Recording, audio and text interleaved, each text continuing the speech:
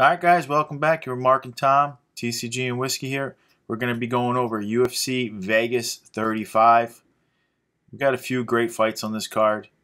A little weird how they picked the main card versus the prelims in my opinion, but let's say thank you to our sponsor. We got Tampa Bless, Home Team Do Good, TampaBless.com for more information on that. Guys, we're going to get right into it. We got a featherweight main event. I'm super excited for this fight. I don't want to say it's rare, but a lot of fights, I'm more excited for some of the unknown fights or anything like this. I'm super hyped for this fight. We got Edson Barboza, ranked number 9, minus 115. He's 22-9. He's 35 years old. And he's on a 2-fight win streak with his last fight beating Shane Burgos. In that weird victory, Burgos fell down after a 3-minute. It was very weird. But he's fighting Giga Chikadze, ranked 10. He's minus 105 favorite. He's 13-2. He's 33 years old. He's on an 8-fight win streak right now. And his last fight was the Giga kick, getting Cub Swanson out of there. Tom, how do you see this one playing out here? We got two heavy strikers, both very talented guys. What do you see going on? Yeah, man. This is I love this fight. Actually, really big fan of both these fighters, so this is exciting, man. I like that Edson's down at this weight class now. He's looking good. So you got Edson Barboza, the Brazilian, on one side, 35, 5'9" in height. Other side, you got the Georgian Giga Chikadze, 32, 6 feet even in height. Edson Barboza, still, although shorter by 3 inches, holds a 1-inch reach advantage. Edson's a black prajed in Muay Thai. He's a black belt in Taekwondo and a brown belt in BJJ. So he's got quite a skill set there. He's coming off that KO win against Shane Burgos in May 2021. That was a sick fight. If you haven't seen it, look it up. Great fight. Burgos is so game as well. Yeah, I like Burgos. Yeah. And he's out of New York. He's fighting out of Monroe, New York, too. Yeah, absolutely. Orange County up there. Giga, on the other side. Oh, forgot to mention, Barboza, 22-9. In the UFC, he's 16-9. Giga, 13-2. UFC, 6-0. He's undefeated in the UFC. He's a third-degree black belt in Goju Ryu Karate. And he's coming off that TKO win against Cub Swanson in May 2021. So they both fought in May 2021. Same amount of off time. Really like both fighters. Toughest test for Giga by far, in my opinion, of his career. I'm going to go with the underdog, Barboza, by strikes, round 3. All right. I mean, he's not a super underdog, though. It's very evenly matched, according to the books here. But we got, I think we're going to have a great striking matchup. I agree this is going to be one of the toughest opponents Giga's ever faced, at least inside the octagon. His kickboxing career was pretty well versed also. That being said, I think he has the height and style that molds for this fight. He fights longer than he really is. I think he frustrates Edson Barboza, and I think we see him get the knockout in the later rounds, the championship rounds. I think Edson gasses a little bit. Not as much at 145 as he did at 155 for whatever reason. His diet and everything is on point. But I see Giga getting the finish here. I see him using that height and everything to his advantage. Both guys have such experience in the octagon, though. Now, as far as the card world goes, Giga's brand new to Prism. He's super cheap. I got him as a buy. He's a must-buy at these levels. I don't know if he's going to be the next champion, but I know that he's pennies on the dollars, and it's worth speculating on him. I also know that he brings a different fan base. He brings that world fan base that some of these guys do bring that aren't from the U.S. I should be rooting for Barboza. He trains in New Jersey now, but I'll be rooting for Giga. I got Giga winning it. Now, also, Barboza is a veteran to UFC. You guys forget how long he's been in there, too. He's been bringing us amazing fights for a very long time. Him moving down to 145, I think, and changing his lifestyle, I think is working out for him. I agree with Tom. Yeah. Him at this weight, he looks stronger and better than he ever has. His 2011 rookie card, super cheap. I think it stays that way, though. I don't see him as a investable guy right now, but I do see him as great for your PC. So that's my opinion on those guys. We're going to move on. We got a welterweight battle. We got Kevin Lee, the Motown Phenom, ranked 11 at lightweight. I'm going to put that in there. He's ranked 11 at lightweight. He's minus 150. He's only 28 years old. He's 18-6. He's one win out of his last 4, though. That being said, his last was a loss to the champ, Charles Oliveira. He's going up against Daniel Rodriguez, who's ranked number 11 in the welterweight division at plus 130. He's age 34. He's 15-2, and he's on a 2-fight win streak, destroying Parsons, and he beat Mike Perry up pretty good too. Now, what do you think about Kevin Lee going up in weight here? He's always struggled to make 155. How do you see this playing up going against a very game opponent, Daniel Rodriguez? Yeah, I'm excited for this fight as well. You got Kevin Lee, the American, on one side. And I had to be reminded about his age, 28. 28. It's hard to imagine that he's still so young and he has so much time to evolve and still get better and better if he's capable to keep his head in the game. He's 5'8" in height. He holds a 3-inch reach advantage over the American Daniel Rodriguez on the other side, who's actually taller by 5 inches. He's 6'1", but Kevin Lee still has a 3-inch reach advantage. Kevin Lee is 18-6 overall, UFC 11-6. He's got a wrestling background as well. He's coming off that submission loss to Charles Oliveira in March 2020, and I think that's a key note right there. It's almost a year and a half that he hasn't fought, and I think that he needed that. He needed to circle, kind of circle back, like leave the camp, circle around, get his head together, come back, and now he's coming back at the upper weight class, one weight class up. I like it, and I'm hoping that it works out for Kevin. Daniel on the other side, 15-2 overall, UFC 5-1. He trains at the BMF Ranch over there at Cowboy Spot since 2020. He's got the Muay Thai background. Only losses in career being via decision, and one of them was a split decision. So he's never been finished. He's coming off that TKO win over Preston Parsons in July 2021. So it's only been about 5 weeks.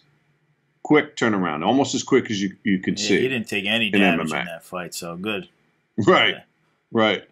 My pick, you know what? I'm going to go with Lee here via rear naked choke round 2. I'm feeling like it's to Lee's advantage to take it to the ground here and not slug it out with Daniel. Okay. Yeah, I'm a little confused on this fight myself. Kevin Lee, I see, has every advantage skill set wise in this fight. But Rodriguez is going to come in probably a much larger guy. We're going to have more weight on him. He's been fighting at this weight class. He's more comfortable. I kind of need to see Kevin Lee weigh in for this fight. I'm leaning towards Rodriguez, but I think if Kevin comes in with that time off you mentioned and he looks super full and his weigh-in looks good, I could easily change my mind and I'll be on Kevin Lee. Right now I'm leaning D-Rod, but I think... D-Rod by what?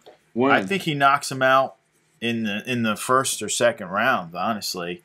But, oh, wow. But if Kevin Lee looks like a welterweight, he looks like a true welterweight. He's ballooned up. He's been training for welterweight. Like, he mentally made that decision his last loss. I'm going up to welterweight. Not like, hey, I don't want to make the weight cut. I want to be a welterweight. I'm going to switch my mind to Kevin Lee. I got to see how he looks during the weigh-in for me to switch, though, because D-Rod is game. He looks great out there. Oh, yeah, and Kevin Lee only loses to really super high guys. I mean, Habib, Oliveira. Like he's losing to top-notch dudes. He's got all the skill set, and he's got the age. And he had that crazy head kick win over Gregor Gillespie. Yeah, that was Gregor's only loss, I believe, still. I really like Kevin Lee. I have very high hopes for Kevin Lee. I just want to see if this is the right decision, the right weight class for him. And he's not one of those guys like a Cowboy who's stuck in, they don't have a 160 or 165 weight class for him. The 15-pound gap right there is just too much for some of these guys. So that's how I'm leaning. I'm leaning D-Rod. Hey, so let me ask you. Yeah. You're going. What's your pick? If you change it, put it down in the comments before fight. Well, my before the pick fight right start. now. But what's your pick right now? I'm taking the underdog. I'm taking Daniel Rodriguez. I think he gets the finish on Kevin Lee. But I could easily change my mind come weigh-in time if Kevin Lee looks like he's been training to be a welterweight. He just has every advantage. You're calling round one here? I think he could get it done in round one, definitely. Okay. But like I said, if Kevin Lee looks big, I'm switching my mind. I got to see the weigh-in for that one because I just like D-Rod's game, man. He's game. Guys, he looks game out there. Now, as far as the cards go, Kevin's rookie cards from 2018, great set. He was printed in all of them, chrome, museum, everything. And they're so cheap. In my opinion, Kevin Lee's a buy. He's 28. Tons of huge level fights, experience under his belt. I think he has tons of skill sets. Like you said, he has a heavy wrestling background that he can rely on if he needs to. I think his stand-up's good. I'm going to be watching this fight very closely to see how the move up in weight affects Kevin Lee. I think he has the skills to be a champion in the future. I do. I have high hopes for Kevin Lee. D-Rod not printed as of yet. I'm not sure if we're going to see him printed. He looks really good out there. He's improving each fight. Kevin's going to be the biggest test of his career, though, coming up. If he handles his business in this fight, though, you got to watch out for D-Rod. That's all I got to say. All right, let's keep it moving right along. Guys, we got a light heavyweight bout. This is another one, a guy moving up in weight. We got Dustin Jacoby, 14-5-1. He's a -170 favorite. He's 33 years old. He's coming off a draw to Cutelaba. And before that, he was on a 4-fight win streak. And now he's going up against the dentist, Darren Stewart, who's 12-7 with 2 no contests. He's a 1+50 underdog. He's only 30 years old. He's a young guy, too. And he's coming off a couple of losses and a no contest. I think he was probably going to lose that no contest, but it's a no contest nonetheless. Tom, how do you see this going down? Does Darren Stewart look good at a light heavyweight, or do we got to see him go back down to middleweight to be himself? Man, this is another good, intriguing fight here. You got Dustin Jacoby, the American, on one side. He's 6'2" in height. He's got a 2-inch reach advantage over the British Darren Stewart, who's 6 foot even in height. Dustin Jacoby, 33 years old. He's 14-5-1 overall. He's 2-0-1 in the UFC because he's coming off a draw to Ion Cutelaba in May 2021. There's no slouch. Dustin's got that. No slouch there. Right. Well, it was a draw. Yeah. And he's got that glory and kickboxing background, Dustin. So this could really be a throwdown. Darren might decide to take it to the ground. Darren on the other side, he's 30 years old. He's 12-7 with 2 no contests overall. In the UFC, he has a losing record. He's 5-7 with 2 no contests. He's coming off a decision loss to Eric Anders in June 2021, only a couple months ago.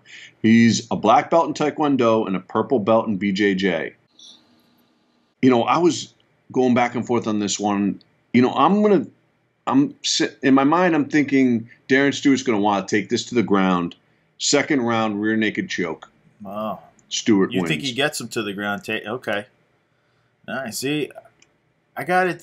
My big problem here is Darren, to me, loses his strength and power advantage when he moves up. So for most of his career, he's been a middleweight. And now he's moving up to light heavyweight. And he doesn't, well, we saw what happens. Eric Anders is a monster, and he showcased it both times. I think Dustin Jacoby, even though he's a lesser-known guy, hasn't fought the competition that Darren Stewart has fought, looks very good out there. His chin... Oh, yeah, no kidding. He's good. His chin looks unbelievable. His striking looks very good. He seems to be a little bit of a slow starter. So,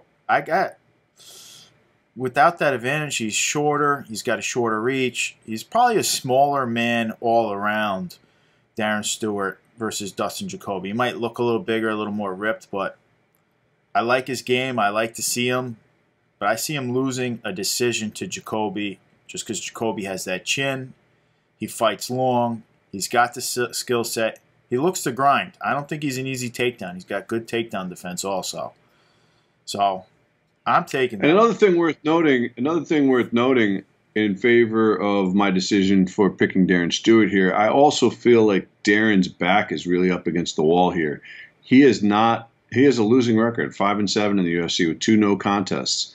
He always is a fun fighter, though. Like some of these guys that have these very close to 500 records that are just bring it, and sometimes they lose, kind of like a Sam Alvey. You see these type of guys who are great to still keep in the UFC, in my opinion. I don't think they're guys that should be cut because they always bring it. And when you really bring it and go all out, sometimes you're on the bad end of the stick. You're not playing a point fight. You're going for the win. And sometimes going for the win, you lose. But for the fans, you're a very exciting fighter, and I think you're good to keep around. But I do feel like Darren's making that move now, so that's kind of saying, okay, things aren't working out here. Let me make this move. Kevin Lee's making a move as well. Kevin's back isn't against the wall like Darren's, but I feel like Darren's back might be a little further against the wall here. It might be a little bit more urgency. Yeah. No, I agree. I like Stewart, like you said. Listen, the dude goes for knockouts. He is fun. He's definitely talented. I'm just not sure if I can see him beating the long. This one I got him taking it to the ground. He just fights very long, Jacoby. He's got that size advantage, the natural 205. That's a big jump. That's a 20-pound jump for some guys to make. Some guys make it great. Make it look easy. That's what I'm wondering about Kevin Lee more so than Darren Stewart, because we saw Stewart fight at 205 a few times now. If Kevin Lee comes in and he looks like Chiesa did at 170, where it was like, how did this guy ever cut to 155? Kevin Lee's a problem. He's a problem for anyone. Stewart. He beat Chiesa at 155. Yeah, no, I'm a big fan of Kevin Lee. I'm a big fan of Darren Stewart. I actually would like to root for Darren Stewart. I just think Jacoby gets done. No, and I like Jacoby too. I have seen more of Darren Stewart in just viewing because he has more fights in the UFC. Yeah, well, Dustin Jacoby only has 3 fights in the UFC. Neither of these guys are printed at the time, so we're going to reevaluate their card market when they fight again. We'll see if they get any printing down. I mean, big news in the hobby as Fanatics starts to take over a lot of things. We'll see if Panini can hold tight to. They're going to have to rely on the UFC and other sports to really make their money. So we'll see how that goes, unless Fanatics just buys out Panini, makes it another division. I don't know. Yeah. It's crazy what Fanatics is doing. They're spending money. It could definitely happen. I had a guy telling me that those takeovers weren't there, but NBA and all of them, they're all signed deals. The takeovers are coming. The NFL maybe not yet, but I hear the players' union's already inked. All right, but totally different video. Let's get right into a middleweight fight. Gerald Meerschaert, 32-14. He's a plus 185 underdog. He's 33 years old. He's got 2 wins out of his last 5 matches. He's going up against Makhmed Muradov, who's 25-6, minus 525 favorite. 31 years old. He's on a 14-fight win streak. Tom, I mean, according to the line here, we don't even have to go over this. But honestly, we do have to go over this. Meerschaert has fought a lot of high-end guys. How do you see this one playing He's got out? a ton of experience. I mean, so does Makhmed, but Gerald has even more.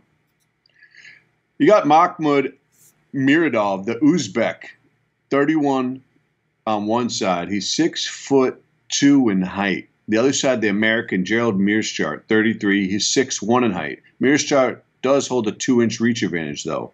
Makhmed, 25-6 overall, 3-0 in the UFC. He's coming off an impressive TKO win over Andrew Sanchez, who's very game, in January 2021. Gerald Meerschaert, on the other side, he's 32-14. UFC, he's 7-6. He's a black belt in Rufus Sport Kickboxing and a black belt in BJJ. He's coming off a submission win over Bartosz Fabinski in April 2021, and it was the performance of the night that night as well. I think that's good for Gerald because he's coming off a little bit of a high note. He might be able to get himself on a little bit of a roll here. I think that line is a little disrespectful to Gerald. It's a little extreme in my mind. I do, however, on my pick, I am going with Muradov by strikes round 2. Yeah, I think that's why the line's like that. I think everybody's going the other way on that one. Gerald, to me, has definitely fought higher competition, but I don't think Mahmed has an experience disadvantage over here. He's 25-6, 3-0 UFC, like you said. I don't see a way for Gerald Meerschaert to win this one. I don't think he can submit him. Meerschaert normally goes for submissions, high grappler. I don't think that happens. I don't think he's going to be able to out-grapple him. I don't think he's even going to be able to get this fight to the ground, let alone try to grapple. I see a clobbering. I think Meerschaert. I just think this looks like Khamzat's fight all over again. I see a first-round KO for Muradov, just coming out, swinging, and just getting Meerschaert out as fast as possible. I think we see a couple minutes, feel out, and then we just see it over. Now, Gerald printed 2019, super cheap. You'll literally have a hard time giving his cards away. I don't see this changing. He loses to everybody that he fights ranked, whether it's Kevin Holland or, I mean, Khamzat wasn't even ranked, and he goes out. So I have a hard sell on him. These cards are basically bulk. I mean, I hate to say it, but it's true. Basically bulk. They're yeah, you got to just dump him while you can. His name's going to be in the highlight a little bit here. Get rid of him. Now, I'll be watching closely on this fight for him. He's never faced a top UFC guy like this. I don't consider Meerschaert a top guy. I disagree. I think Andrew Sanchez is game. I think he's game. I don't think he's as elite grappling as Meerschaert, though. But I got to hold on. I think Sanchez could take Meerschaert, but hey, I don't want to get into too long of a debate about that. But Andrew Sanchez is a great victory under his belt in my mind. I think once we see him beat a few top tier guys, you really got to watch him. He was just printed a rookie in Prism this year. I'm going to hold off on him. I got to hold on him. I want to see a few more performances from him in the UFC. Because as we talk about it all the time, we're going to mention it again in the next fight, or I will. These guys come in the UFC, the level changes, and guys that you just pick as the greatest, they just don't get it done. But I hope. Yeah, KOs turn into decisions. That's what I got in the next one here. We're going to go over a featherweight fight next. We got Jamal Emers, 18-5. He's the betting favorite at -150. 32 years old. His last fight, he beat Vince Cachero. And then he's fighting Patsabatini, who's 14-3, +130, 30 years old. He's on a 3-fight win streak. Tom, how do you see these guys playing out? I think this is the second and third fight for them in the UFC. Very fun guys, though, nonetheless. What do you see happening? Oh, yeah. No, I really like these guys. And I think that this fight is going to be one of the better fights on the whole card. So look out for this one. Try to catch this one. It's on the prelims. And it's a little earlier on the prelims, too. So make sure you tune in. I believe it's the first fight now. I'm not 100%. I think it's the first. Oh, is it? Okay. Second fight. Okay, yeah. So make sure you tune in on time to catch this one. I think this one's going to be one of the better ones on the card. You got the American Jamal Emers, 32 on one side. He's 5'8" in height. American Patsabatini, 30 years old on the other side. He's 5'7". Only 1 inch shorter is Sabatini, but Jamal Emers holds a 4-inch reach advantage. Emers 18-5 overall, UFC 1-1. He's coming off a decision unanimous win over Vince Cachero in August 2020, so he hasn't fought in about a year. One thing worth noting is that Jamal Emers lost a split decision to Giga Chiazzi, who's on this card. He's headlining it against Barboza, and that was in March 2020. So about a year and a half ago. On the other side, you got Patsabatini, 14-3 overall, 1-0 in the UFC. He's coming off a decision win over Tristan Connolly in April 2021. You know, a few months back earlier this year. I watched that fight. I was surprised Pat couldn't get the finish, but it was extremely dominant. He just wrestled him the whole time, really had him on the ground and controlled him. My pick here, you know, I really dig Sabatini's style. I know he's the underdog here, not a big underdog, but I'm going to go with Sabatini by decision. I think this could go either way, though, but I'm going to be rooting for Sabatini, and I'm picking him by decision. Okay. Decision sounds about right. Yeah, this is one of those times. These guys come in the UFC, they're KO, TKOs, submissions. These guys are just dominating guys. They get in here, decision, decision, decision, all the fights they have in here. I'm leaning that Sabatini's going to try to wrestle the whole fight. I think, like you said, he's already a heavy wrestling background when he fights. I think Emers is going to be too much on the feet for him. That being said, I like Emers here. I think he has a clear size advantage when we're going to see them in the ring. I see this going decision, though. I don't see it as a walk in the park. But I think Emers gets the hand raised, just having an advantage in the striking department. And we all know every round starts on the feet. Now, neither man is printed, so we got time. We'll go over them again when we see them fight again. I'm sure we're going to see both these guys fight again in the near future. Now, we got one more thing to go over with you guys. First, though, I do want to say I'm definitely going to be watching Turman, and I'm going to be watching Guido Canetti, because both those guys are super fun, and we may cover them next time if they get some nice victories. But I'll actually be picking. If I was to pick on a quick pick, I'd be picking Sam Alvey over Turman because I'm an Alvey fan. Right, yeah. Turman, to me, has been one of those guys. He's just so young. He's been a little unlucky. But we want to just go over real quick Jake Paul versus Tyron Woodley. Just a little bonus. Oh, yeah. I'm not a boxing expert. I don't watch a ton of boxing. Honestly, you're not going to get me to pay for one of the Paul brothers fights because they're scam artists. But we're going to talk about it. I'll see who wins the fight, obviously. But Tom, what do you see happening here? Does Tyron at 39 years old have enough to go out there? This is at the cruiserweight. It's an 8-round fight. I mean, 200 pounds. Woodley's normally a welterweight. This is a lot bigger for him. Does he come in too heavy? Paul's been beating guys. I mean, it's not like he's losing here. So what do you see? This is definitely the hardest matchup he's ever had, though, as far as these celeb fights. Yeah, I agree. It's definitely an uptick from Askren. Askren's no joke, though, as I'd said in the past, but Askren came in sloppy. He looked like physically he didn't train properly, and he got punked. It was embarrassment for the MMA community, really.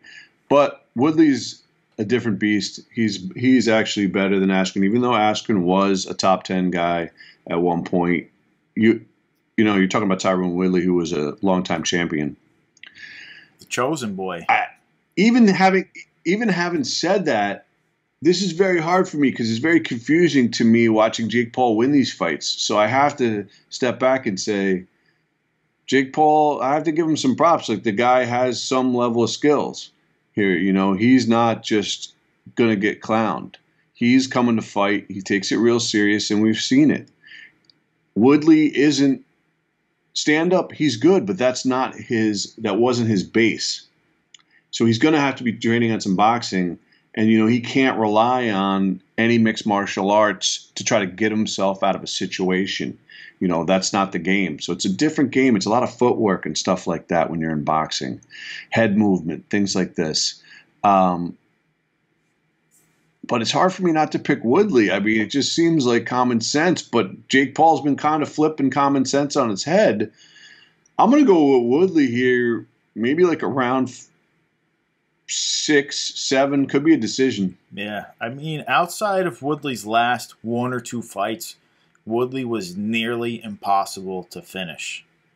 So age is definitely not on Woodley's side. We saw Luque and Colby Covington finish him. Before that, though, nobody finished Tyron Woodley. Just didn't happen. You could have clocked him on the head 50 times with your best shot. You weren't finishing him. I mean, we saw Usman in there. Yeah, I think the only guy that did was Marquardt. Yeah, he was just an absolute... He was a savage when he was in there. He's always been a counter striker, though. He's never been... I don't want to say never, but he rarely was a go-first guy. He wait, you make a mistake, and Woodley had hands of steel and finished you.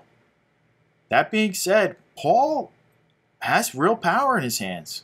He's obviously paying to be trained by the best in the world. And it shows. He's looking better and better. He's got youth on his side. He probably has a speed advantage on his side coming in here with just the age and all his training. He might have a size advantage as well. He probably does have a size advantage. He definitely has a height advantage. Woodley's a shorter dude. Woodley's like, what, 5'7", 5'8"? He's a smaller guy. He was just stout as can be and always came in great shape, which I'm sure he's going to be in great shape for this fight. The guy is a physical specimen. But Paul looks in great shape every fight, too. It's not like he comes in like a slob either. He looks very good every fight he comes in there. I'm going to be honest. I'm going to be rooting for Woodley. I don't like Paul. He's making a mockery of the sport. He's making a lot of money, though, so I don't hate on him. I mean, go make the money. I can't hate. But I don't like these guys going over there and he's bringing attention to all these things that, I mean, listen, fighter pay is a different ball game and everything like that. He's making all his money. He thinks all these other guys think they should make that money when Paul has millions upon millions upon millions of followers before he even steps in that ring. And other guys can do that if they want it. I mean, that's what Sugar Show has that. He has the following, so he wants the money, and he gets the money. Connor has that, so he wants the money, he gets the money. And he's making other guys think they should get that, and they don't have that following. And it's this weird scenario. That being said, I'm rooting Woodley. I'm going to take Woodley to grind out a decision because I don't know if anyone knocks him out still. I think his chin is still strong. Just don't know.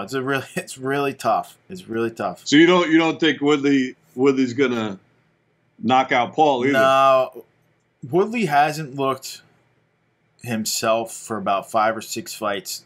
He threw down hard with Luque, though. Luque put him down, but he threw down hard. But he was up against the cage, like he was like boom, boom, boom, going back. But Luque was like on the aggression, like you're saying. It was almost like he was counter-striking, but it was a throwdown. Woodley didn't want to go out. He went out on his sword. That was his first fight in maybe 5 fights that he came out fighting, though. And that could be a huge... That was his most recent. That could be a huge setback. That's the first fight where he got knocked out. That's his second ever knockout. Kobe finished him. He popped a rib or something. It was a little bit different. I take nothing away from Kobe. I like Kobe, too. Wait, was Luque a knockout, or did Luque choke him out? He got him to the ground and basically took him out and then choked him. It was brutal. It was brutal. That was But still, he wasn't KO. He wasn't flatlined. No, but that could affect his mindset again to me, which I don't. It's tough. That's another thing worth bringing up, though. There's a tremendous amount of weight not on Jake. Jake can put it on himself. But if Jake loses, everyone's gonna. It's huge for Jake too, because a lot of people are gonna call, hey, you know what, he wasn't as good as he thought. It's whatever, and then he might lose a little bit of a following. But I still think even if he loses, he could set up another fight. If Woodley loses, though, I feel like that tarnishes his legacy a little bit, losing to Jake Paul. That's gonna be if Woodley loses. I'd be very interested to see who immediately then wants to fight Jake Paul, trying to say, like, hey, look, Woodley wasn't the guy that's representing the MMA anymore. I got to do it now, just like they did with Ben. Woodley's stepping in now. And if he puts down Woodley, then somebody else is going to say, those two weren't really doing it. They were retired. It's me. And it's going to be interesting to see what happens with that. Listen, Paul is basically becoming the Mayweather of celebrity boxing. He's setting up fights. He knows he has a real good shot of winning with either guys that are a little out of Ben Askren. I know you said he's game. We can go over this a million times. The dude has never beat anybody in a boxing match. He came in terrible shape, though. Terrible shape. He doesn't have stand-up. He's only wins by wrestling. Just a perfect scenario for Paul. He just is picking the right guys at the right times. Woodley's like 40 years old. I don't know if he's 39 and turns 40 soon on the stipulation of the age, but Woodley's 40. He's lost his last couple fights. He was a dominant champion. Take nothing away from Woodley. He was a dominant champion. But he's over the hill. We've seen it. He's going. I know, but Woodley's a bad dude. You're losing to the cream of the crop. You're losing to Luque, Kobe. Yeah, those guys are the very cream. It's not like Tyron's losing to a number 15. No, but he's 40 now. He's aging out. Nobody beats time. He just fought this year, actually. We saw him. The guy's in good shape. He never gets finished until the last 2 fights. So even top guys, he never got finished. Now he's getting finished. It's like a perfect scenario. Paul's 24 years old. Prime time for him. True, but I give it up to Paul here. I mean, you're going after a guy that's no joke. I mean, he's very fresh off retirement, and he is an ex-champion. It's a very storied career. I still think props to Paul for taking the fight. You are bigger than this man, though, just a larger person. That's why I don't really see it, the finish from Woodley happening till later in the rounds, like I just said, or possibly going to decision because of just the size. Like when you're punching someone that's bigger, they absorb those punches better. It's harder to put them out. So I don't know. I don't know, man. I think it might take a few into fight, you know, like I said, later rounds to put Jake down and maybe get a decision. But hey, it could go the other way. You're picking Woodley by decision is pretty much is what you're doing? Yeah, I'm picking Woodley by decision. I think he just does just enough to tire him out. We haven't really seen him go the distance like that. I think it's just enough. I mean, it could be too much for Woodley. 8 rounds is not a UFC fight. But Woodley has a lot of 5-minute rounds, so I think he should be okay. Now, if I'm a fighter, just off topic, if I'm a fighter, I think Dominic Reyes should try to make the move for this fight. He's got size. He's coming off 3 losses. Paul might agree to it. You make a ton of money.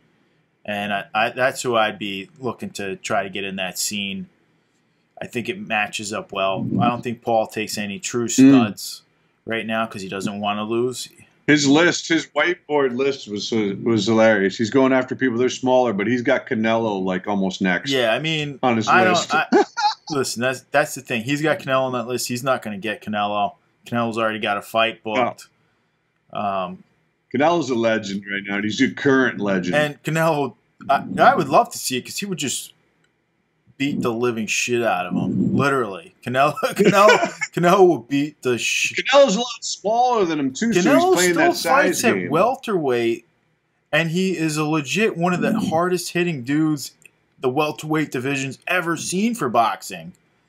And he has incredible head movement.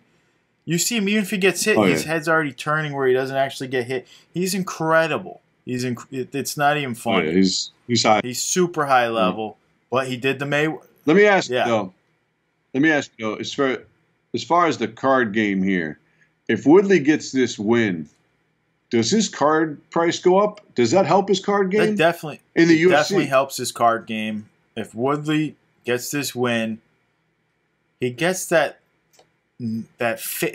15 minutes of fame, even if it's against a no-namer. It gets him the fame. People are going to remember him better. It definitely helps out his long-term skill set as being a champ and being the first guy to take down Paul from the celebrity kind of world, MMA world and everything. Definitely. 15 minutes of fame. I'll tell you right now, that's a hard sell on Woodley if he wins this fight because you'll get the most you'll probably ever get for him because of that 15 minutes of fame. The fight game is very finicky with winners and losers.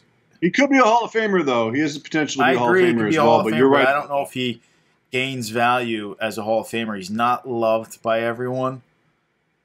Even in the MMA community, he's not loved by everyone. He's a little too much brazen issues on him and stuff like that. So I think it helps him. And he wasn't always the most exciting fights either. Woodley was known as a boring fighter. He was literally, he made me not want to go to MMA matches. I went to him versus Wonder Boy. Man, they were the worst fights I've ever seen in my life. All right, guys, though, we won't keep you anymore. You take on that, but I like how you think it might spike. I agree with that. It'd be a good time to sell if he gets it. Spike and sell. All right, guys, I appreciate you joining us. For those who are still watching, we'll catch you guys next time.